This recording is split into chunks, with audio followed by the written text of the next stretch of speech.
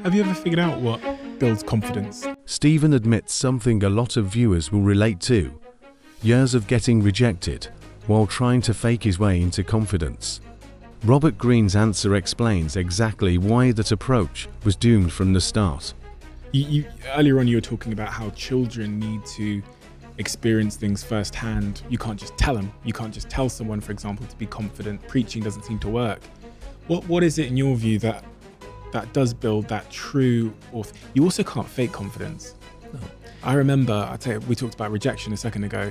I was rejected by pretty much every girl that I was pursuing between the ages of 16 and I'd say 22. Really? Yeah, do you know what it was? I was faking confidence. It all changed when I was actually had a sense of security in myself. Right. But in the period where I was like faking confidence, I was pretending I was confident. It was like they just could read past it. That's almost how I look back on the situation. So I came to learn that you can't fake confidence. You can't pretend to be it, because there's so many sort of micro expressions that end up reading more like insecurity than confidence. But what is real confidence, and how does one build it, in your view? Well, you've kind of answered your own question there in a way. So, fake confidence is like bravado, right? And you're putting on an act. And particularly women who've had to deal with this for, millennia, they can smell it, they can sense it. They don't have to, it's not in your words, it's the body language, et cetera, et cetera. Real confidence comes from actual actions, from your actual things you've accomplished, right?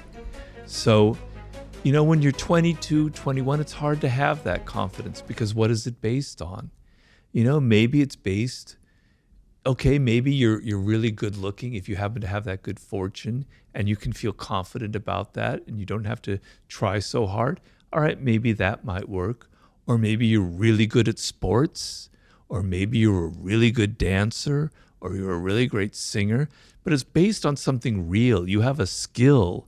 You have something that separates you. You have something that you can do, that you can accomplish. Because when you're 21, it's hard to have those. I look back on myself when I was that age. I had nothing. No wonder I got rejected,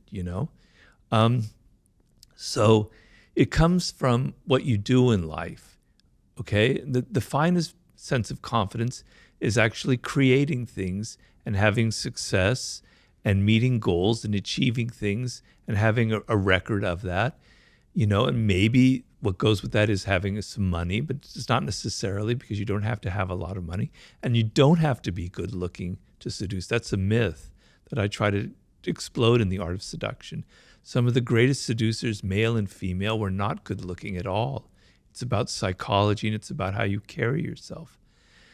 But the confidence comes from actually what you can do, not how you feel or what you say. Well, it is how you feel, but the feeling is based on things that you actually can do, skills that you have that separate you. After breaking down facial expressions, Greene zeroes in on the one signal he says is completely impossible to control, even for professional performers.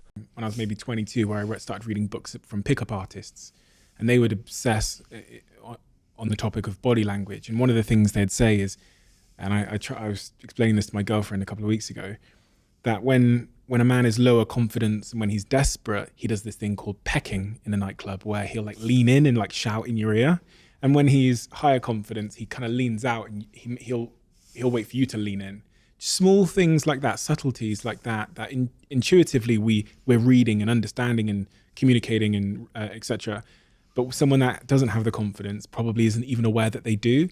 So when I reflect on my rejection phase, I think, gosh, my body language must have been exuding desperation and low status and low value, low self-esteem. Greene takes us back hundreds of thousands of years, to a time before humans even had language, and explains why kids are naturally better at reading people than adults are.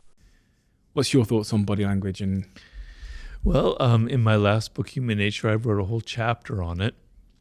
I quoted the figure 95%, but who knows what it really is. The thing it is that we evolved for hundreds of thousands of years before language existed, right? And our earliest ancestors depended on the group for their survival and getting along, and their powers came from observing other people and their body language. You could read it. So it's a skill that's wired into us, wired into our brains. It's a very unique skill that we humans have. It's just that you don't learn that. When you're a child, when you're 2 years old, you have it because your life depends on it. You have to see what if your mother is loving you or your father is kind to you, because if not, you could be abandoned. Your life depends on it. You're great at reading that, and children are incredibly adept at picking up body language. Greene reveals a detail hiding in plain sight, something you look at constantly, but almost never consciously register. And once you learn to spot it, you can't unsee it. But body language, man, it doesn't lie, right? So I talk in that book about the eyes and the fake smile. The fake smile is something you see every single day, but you're not paying attention. It's like, it's kind of tight, right? It's like, yeah, right? But a real smile, the whole face gets animated, and there's a little crinkly thing here as your face, as it lights up, and your eyes light up. It's hard to even put into words, but it's there. You can see it. It's real. It's not faked. Knowing the difference between a fake and a real smile is really important in seduction, in business, or whatever. To know if someone is like, yeah, I like that idea. No, they don't really. They're saying that to please you. They actually hate your idea.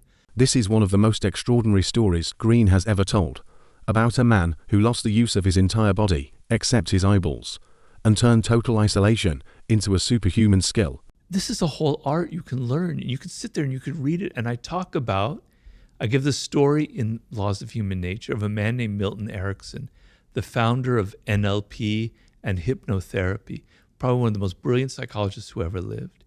When Milton Erickson was 19 years old or so, he had polio. He nearly died. His entire body was paralyzed. The only thing he could move, the only muscle he could move were his eyeballs. Now imagine that. He was a young man with a very active mind. He can't talk, he can't do anything. All he can do is move his eyeballs a little bit. He was so bored. Can you imagine how bored you'd be like that? You can't read, you can't do anything. People would come in to visit him. All he could do was look at them and study them. He became the greatest reader of body language ever in the history of mankind. People said he was almost had ESP. He could read everything about who they were just by looking, because he ended up recovering. He became a psychologist. Because his life depended on developing this skill, he was going to just die from sheer boredom if he didn't learn how to read body language. He mastered that language much like somebody could master French. And it's an incredibly powerful language that I can't emphasize enough.